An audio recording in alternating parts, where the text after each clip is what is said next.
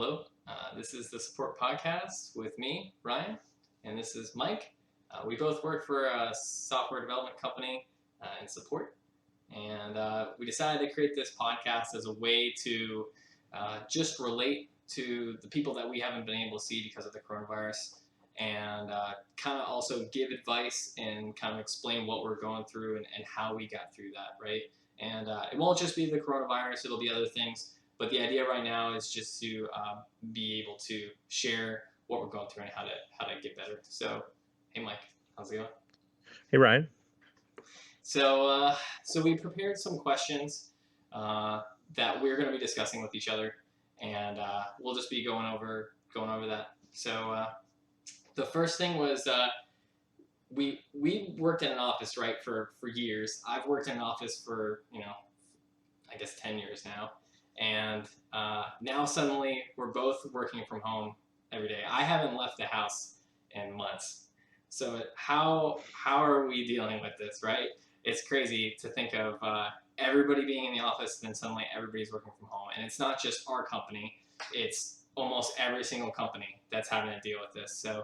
So I reached out to Mike, and I wanted to get his feedback on that and see what's going on. So, Mike, how are you handling being home pretty much 24/7?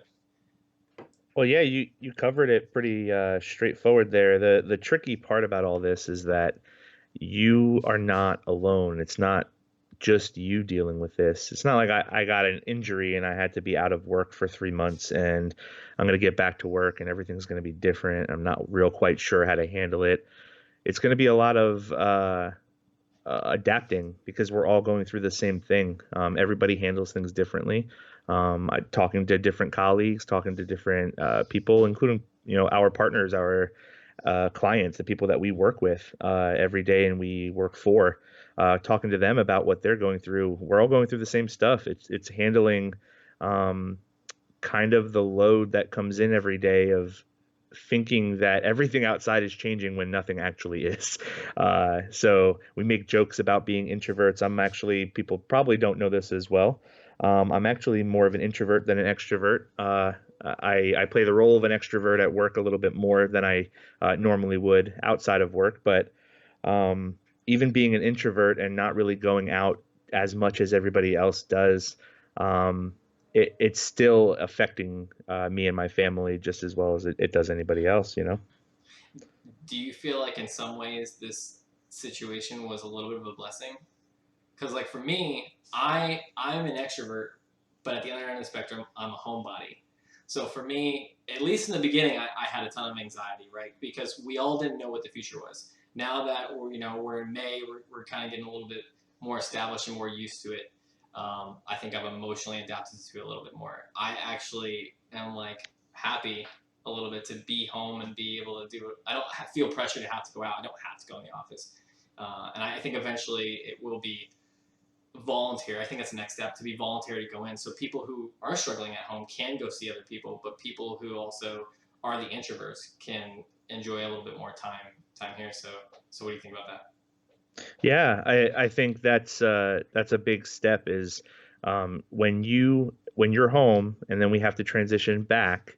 Honestly, being here and being an introvert, I miss everybody at work. The first all up, I made a comment in our all up. I actually got a little emotional, to be real honest. And it was a little bit tough to actually do my little part of my of our all up meeting because I got to see all the faces of the people we see every day, day in and day out, and we work next to side by side with all the time, joke with, and you see them more than you see your family most of the times, and then it's all gone, and then you just see your family, and it's it's a big turnaround. It's what you've always wanted, and all of a sudden you get what you wanted, and you miss the people at work. So it was tough to see some of those people, but it was really exciting to uh, be able to connect again for just another few minutes. And now I personally like to do the face to face stuff when we do meetings, and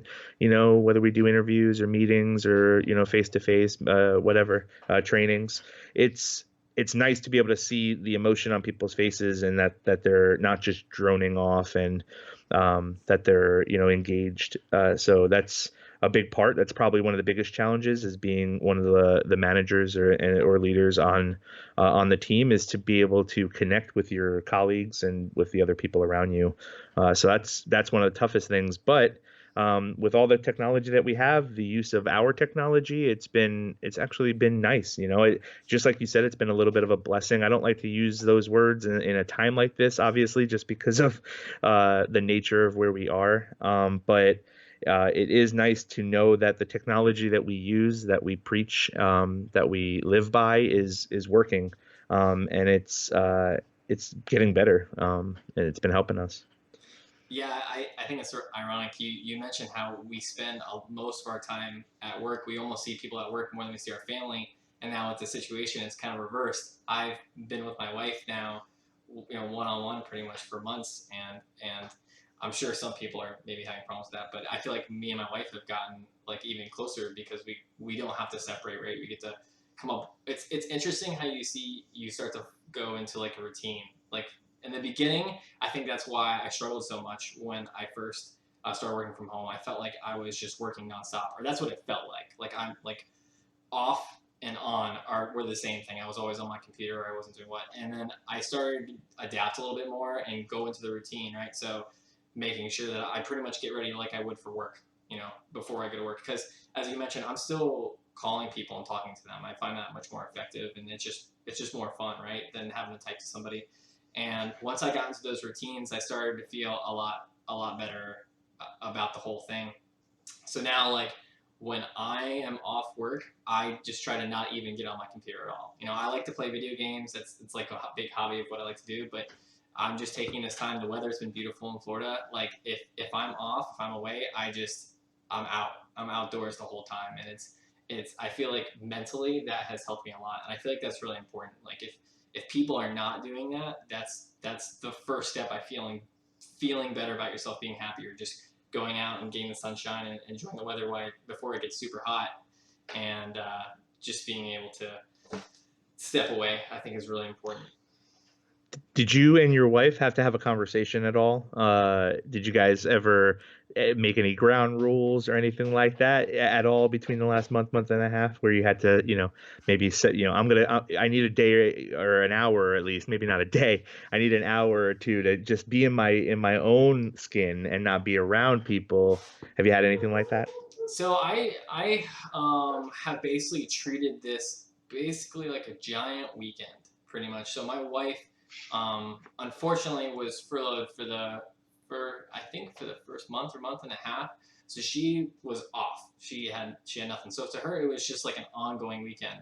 And me, since I work four days a week in a row, I still have 3 days off. So it was basically like a weekend between us, and then for the 4 days that I work, I just come into my office and I just kind of stay here. And she kind of does her own thing.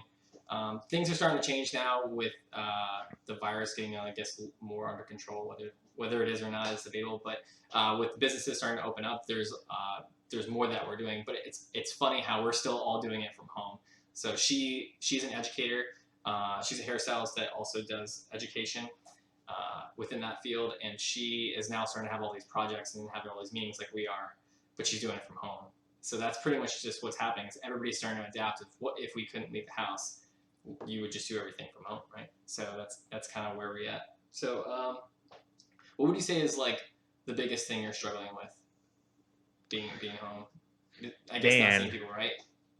yeah, it's it is seeing people. It's honestly, it's my family. I haven't got to see my mom and dad in a while. My dad has gone through some health issues over the last couple of years, and my mom's taking care of him. We all kind of, rallied around each other and helped each other out over the last couple of years. But now we have to try to force them to stay home. That's one of the biggest issues. They don't want to. They want to go out and experience stuff. They want to see their grandkids, and telling your 70-year-old dad, 68-year-old dad, no, you can't go out No. today. I will I will go pick up your groceries, and me and my wife will take care of you guys. I had to have some real conversations that honestly, as a 36-year-old probably should have had a long time ago with your parents about serious stuff, but we were old school Italians, we didn't do that stuff. So having to have a serious talk with my mom, like, look, I'm not a child anymore. We're going to have talks about what you need in your life and your day. If we need to take you to the hospital and the doctor Yeah. because of treatment and stuff, we're going to do that. And I want to have a serious talk. Like, it's tough to have those conversations with your parents. When growing up, I was a mama's boy. Growing up, that's what my thing was. So I always went to her for things. It wasn't the other way around. So now she having to listen to her kids and her in-laws to follow the rules of the land right now is one of the toughest things for me. What about you? Um, I mean, so unfortunately, I don't have many family around me, and all my wife's family are far away, so we would be pretty much virtual anyway. I do feel like they have been checking in a lot more, so it's like every Sunday they call now. We do basically a video conference, so it's pretty much what we're doing with work. For me, it was more about I have like a ton of health anxiety. I had some health issues last year, so this was like this was the peak of that, right? This was that actually manifest. So it wasn't hard for me to switch to a mentality of staying home and social distancing, right? I feel like it's a problem that people have the opposite problem where people are not taking it seriously, and for me it was the other end where I was afraid to grab my mail, so I would like grab my mail and I would come in and I would immediately like wash my hands, which is probably the right thing to do, but like it was just so it became almost neurotic in the very beginning, and like the way I've dealt with that now is just I don't know, just time. I think time helps with a lot of that stuff, right? Also, not reading the news all the time. I read the news on my phone, basically in the morning and a little bit in the evening to see if anything crazy has happened. Yeah. But I used to sit on it a lot when we didn't know what was going to happen, right? How bad is this getting? And now as I said, with going outside and staying away, like I do that mentally now too. So like I still go outside. I think being outside a lot more helps me get used to being kind of like outside of the house. I actually just talked to a guy yesterday. He came up and wanted to ask me something about my house, and he walks up to me and he starts walking, and I give him like the courtesy. I give him like one of these, right? And he's like, "Oh yeah, yeah." Like it didn't click to him until I did that, and it was just interesting the mindset. Like some people have completely different mindsets on this. That's a big deal. It's a My wife has been the one that's going to the stores lately. Mine too. She decided she wants to honestly, she takes better care of the things. So when she wears a mask every time she Yeah, goes my out wife now. does too. She makes sure she has she when this whole thing first started, there was a hand sanitizer little bottle, a little hand sanitizer bottle somewhere in our house in each room, or in each part of our car. There was a couple little spots that she would like hide them. So if I went to go open the door, oh, there's a little hand sanitizer. I guess I'll use it. So there's been those type of instances, and I am very very I guess we'll use the word blessed to have her in my life, because I probably would have gotten COVID a long time ago if it wasn't for her, because I try really hard to make sure that everything around me is clean, and I'm a little anxious about what's going to happen, but she thinks of the little things. She makes sure that we pick up food from my parents and from my sister and brother and stuff, or for my sister Hmm. and brother-in-law, and she just takes the extra step for them to make sure and ensure that their safety is number one. So she's been awesome about that. But I have been in the same boat as you, where the first couple of weeks, where Freaking every out. second I was like, I need to wash my hands every second. It doesn't matter if I've touched my own stuff. My wife would look at me and be like, you haven't left the house in a week, right? And nobody else is touching you or going near It's you, in the right? wind. So it's in the wind. Yeah, so I get a little nervous. I'm still going to wash my hands. So we're just trying to be practical now that we understand a little Yeah. bit more. Things have changed a little bit over the last couple of months. We're starting to learn a little bit more about what's happening happening, and understand. The big thing is that we got to stick together, and that's the most important part. Is no matter where you're from, no matter what what walks of life you come from or who you are, you need people around you that can help take care of each other and rely on each other. Yeah, and you actually mentioned this before, but like talking to your parents and kind of coming up with a plan. I think that this kind of created a reality check. Is like, what is the emergency plan? You know what I mean? Like, if I don't have a job or if we have no money, Yeah. what do we do, right? Like, how will we? I had to deal with that, right? Because my wife lost her job temporarily, but at the time I didn't know that, and it was like, is we're going to be able to pay for everything. And fortunately, I have some money management software that I use to be able to kind of it's not pay your bills ahead of time, but you basically budget. You need a budget basically, and that helps reduce the money anxiety, because I feel like health anxiety is bad, but money anxiety is like a Just whole nother attributes pressure. right to it. Yeah, it's worse. And I think I've read that like a lot of marriages like break up because of money. Like that's like one of the big things is fighting over that, right? So being able to have that under control, just being able to budget your money, whether you have enough or you don't, like just know where you're at, I think is step one, right? You can't know where you're going unless you know where you're at. So that helps me a lot. So yeah, and then of course our company has been so supportive with everything. I think that helped me a lot work wise, right? So we have those weekly meetings and they're so transparent. And like my wife, this is actually something I wanted to talk to you about. Like my wife is getting ready to go back to work, and since she's a hairstylist, she has to touch people, right? Like people are going to be coming in, and she has to treat them. She's going to be wearing a mask, but the mask is like helps like 5-10%, let's say, maybe not even, right? But it's it's gonna be rough, right? Because that's what's happening right now, at least in Florida, is that they're starting to tell people, okay, it's time to come back. Our hospitals are under control, because that's really what the social distancing is about. It's not really about, I guess, like me and your mentality has been avoid it altogether, but that's not realistic for the entire population. It's like, how can we reduce? So how can we reduce risk as much as possible? So my wife's gonna be going back to work, but she has requested like to come back, I think in June. So people may come back for her on the 15th, and they're going to have all these sanitation plans that they have coming up with, which I think we are too when we do come back. But yeah, it's just she's allowed to come back when she feels more comfortable.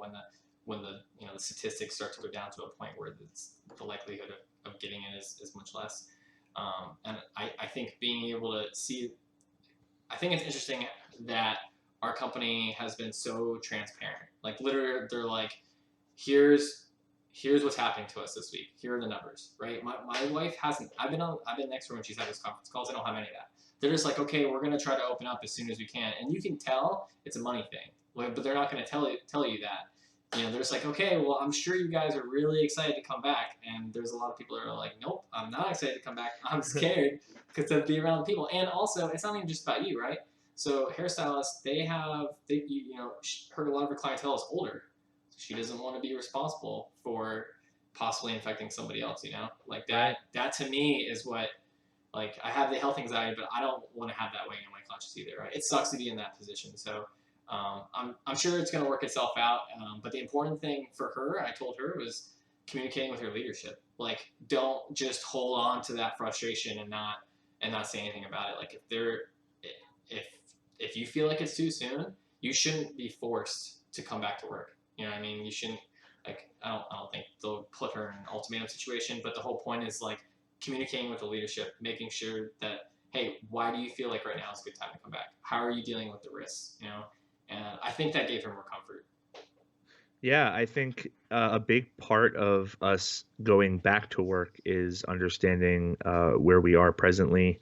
Obviously, in relation to the entire country and in the state, because even in different pockets of the state, it's more of a quote hot zone or Yeah, Miami. hot spot or whatever. Yeah, so understanding where you are kind of in this whole scenario is also attributing to that anxiety, I would say.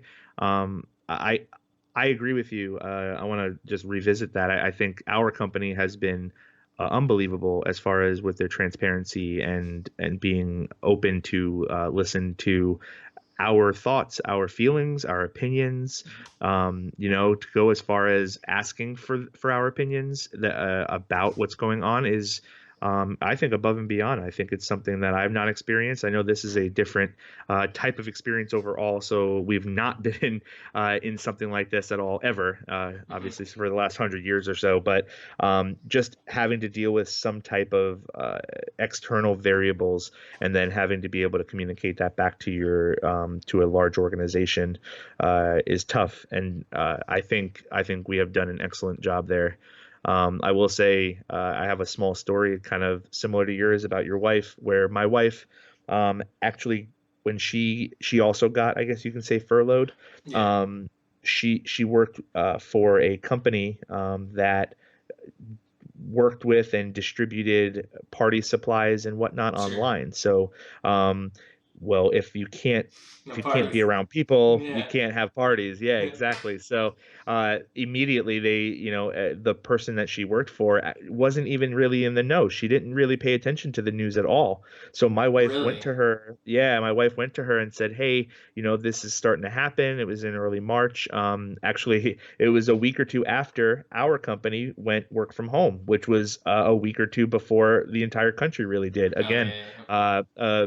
thinking forward, Mm-hmm. another excellent decision. But I think she had to go to her and say, "Look, this is really serious. I don't think I can work here anymore. I can work from home if you'd like me to." Mm-hmm. Yeah. And then her boss was like, "Well, actually, looking at it, I don't think I'll have any business. It looks like everybody's done." So within like 3 days of my wife talking to her about it, they furloughed her for about a week and a half, Mm-hmm. and or maybe 2 weeks. It's probably closer to 2 weeks. And we were doing the same thing as most of the people in the country, trying to figure out what we're going to do. There's a lot of people out of work now.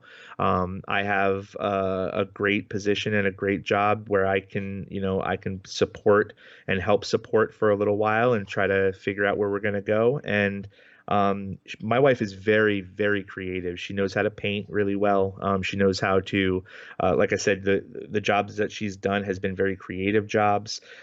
So she decided she wanted to help out and see if she can do something for the cause, if you will. So she Sure. started actually sewing masks.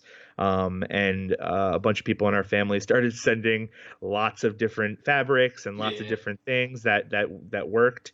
And I know that the mask thing is up for debate across the Sure. world, but Sure. the fact of the matter is there is some level of protection if you wear a mask that will protect other people from you. And that Sure. is just one small step. If you don't know, if you're asymptomatic, you don't know what you have, that it's just one thing to maybe help a little bit. And she wanted to be part of that. So she's made hundreds of masks already. And then her boss called her and was like, "You know what? We think we're gonna make some masks." And she's like, "Oh, That's a that good sounds like a idea. great That's idea." awesome. That's So awesome. she has now doing. She's working like probably 60 to 80 hours a week, Holy just crap. going hard. That's the Yeah, next big thing, middle of man. the night. Yeah. Yeah. It's. Do you plan on wearing a mask when you come back? I may. I don't know, man. I don't see why not. If anything, it's like leading by example. Like you're gonna look silly, but it's like, listen, I don't want to give you something if I have it, and maybe Yeah. it'll prevent me. Like that's So the I thing. have a beard.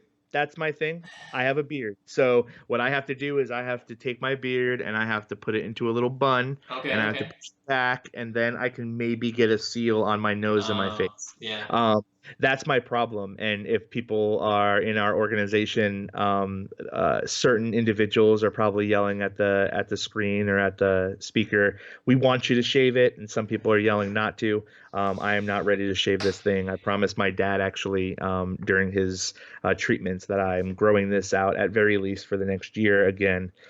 So I got another 6 months to see where we're at. But yeah, so I'm trying to figure out where we're going to go from here. But I think I've already worn masks out in public. I'm Oh, trying okay. to be better about it. Yeah.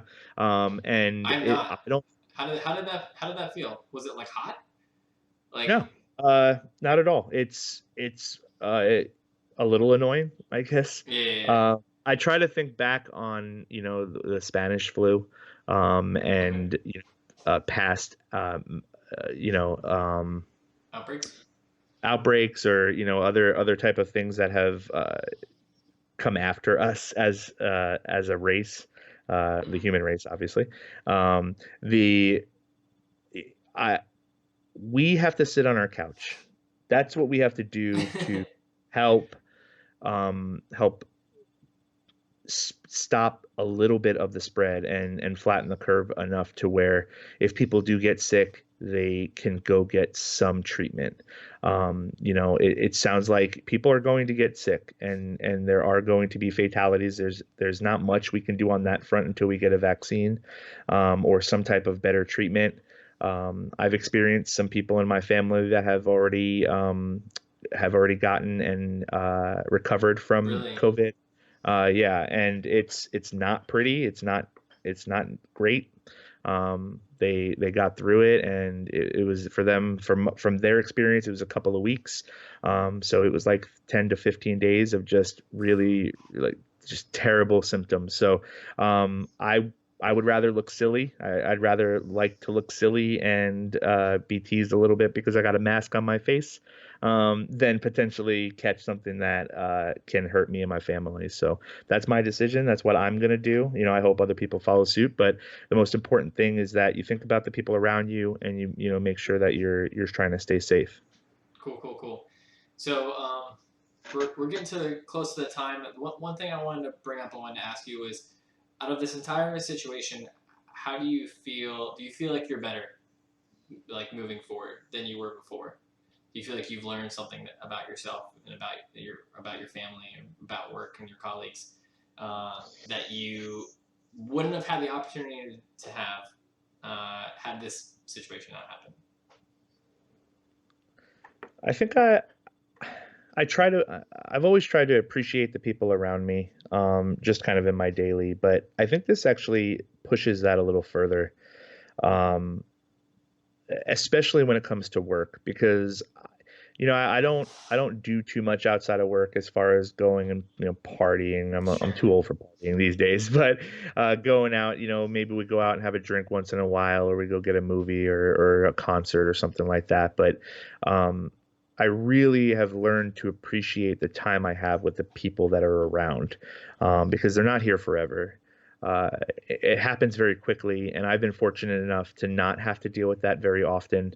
But it is something that I'm realizing more and more, especially being in a quarantine type of environment where uh, these people that are around you are willing to do a lot to help you, more than you probably think. And when you're feeling down and you're feeling like it doesn't seem like it's going to turn around, it doesn't feel like things are going to get better, or it doesn't feel like things are going to be the way they used to be. Mm-hmm. There are a lot of people around, whether it is, yeah, in your organization or some of your friends, that are going through the same thing, so they have the ability to maybe make it a little bit of a joke, or make things into a perspective that makes you feel that you are not alone, because we are all hurting for something, whether it's going outside and going to the beach, missing your parents or missing some of your family members, even just going for a ride once in a while. I took the car out yesterday and just took a drive and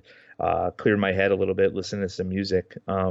Occasionally, I even ask my wife and I say, "Hey, if you need to be alone and you don't want to be around me for a little while, I can leave if you want." And she's like, "No, babe, it's okay. You can Yeah, stay. yeah, It's your house too." And I'm like, "I understand, but I just want you to understand. I have to say this out loud, yeah, that I am willing to help in any yeah, way that I can. I am always, I'm not always the easiest person to get along with. So yeah. having to deal with me for double the time is probably even Yeah, worse." yeah, definitely. One thing that's weird is not driving. I have not driven a lot recently, right? So, but it feels really good when I start the car and I go and I warm it up. Which, by the way, if people are not doing that, I recommend you start your car. I think it's like every 3 days. It's supposed to be is best practice, but at least once a week, like go through and start your car and drive it. It feels good to like get out and like drive. I don't know. Not that I'd want to be in traffic again. I do not miss that, but it feels good. In terms, Maybe not everybody go out, because then it would be more congested for us. yeah, But if you maybe on the off times when we're not driving, you guys can take turns. exactly, exactly. Uh, So for me, once I got more dialed in with my routine, I really started focusing on my health, I guess, and kind of like if I have health anxiety, I'm gonna do everything I can to make sure that I'm prepared physically for it. That's just how I am. I was fortunate enough to be able to rent equipment from my gym, so I have like a barbell and I have a box and I have different things that I do, so I can do my workouts at home. So I use this as an opportunity to get like really dialed in on that. Like every 2 days minimum, I go out there and I work out and I feel like I've gotten healthier than I almost have ever been, even coming back from my illness from last year. And that I noticed right away my mental health got a lot better. So I think just getting outside and moving, like walking, running, if you're able to do it, lifting, there's plenty of. That's another big thing right now is people are putting like workouts online, like things that you can do at your house. What is it called? Like odd shaped workouts, where you grab like a backpack, you put a bunch of stuff in the backpack, and you just move with that, right? And just doing that, being able to adapt, I think, is going to help the mental health situation, which I think is really the thing that we all have to watch out for is we're not able to interact with our family like you mentioned. You're not able to see them as easily. So like video calls are one thing, but you need to be able to kind of still work with your mental health and keep yourself as sharp as possible. And if anything, it probably helps with the symptoms as well, right? Like if you're not moving, then it probably is not going to make you in shape, and you're going to have problems with the virus if you get it. But it can only help. That's the way I think, at least. So Yeah, if we take our dogs for a walk every single day now, we're trying to get out and walk, mhm. even outside of taking our dogs out for a walk for a little while. And it seems to literally be a switch. Isn't it weird? It's It's weird. weird. Yeah. It switches as soon as you walk in the house. It is a literal switch. I walk in, I put the leash up, and I sit back down for a moment, and I'm like, wow, I I I'm feel good. clear for a I second. feel good. Yeah, Yeah, yeah, and then maybe the next day you have to start over again and kind of yeah. get clearing again. But that little extra bit of movement is way more important these Yeah. days than it was even Mhm. 3 months ago, for sure. Exactly. Exactly. All right. Well, Mike, I think we're at where we need to be. So I appreciate you coming on and talking to me about these things. Uh, what we're going to end up probably doing is posting at the end of the video an email that people can send ideas to of things that we want to talk about, stuff that we're all dealing with, and we can bring it up on future podcasts. Uh, but for right now, that's it. So thanks, Mike. Thanks, Ryan. Absolutely, man. Have a good one.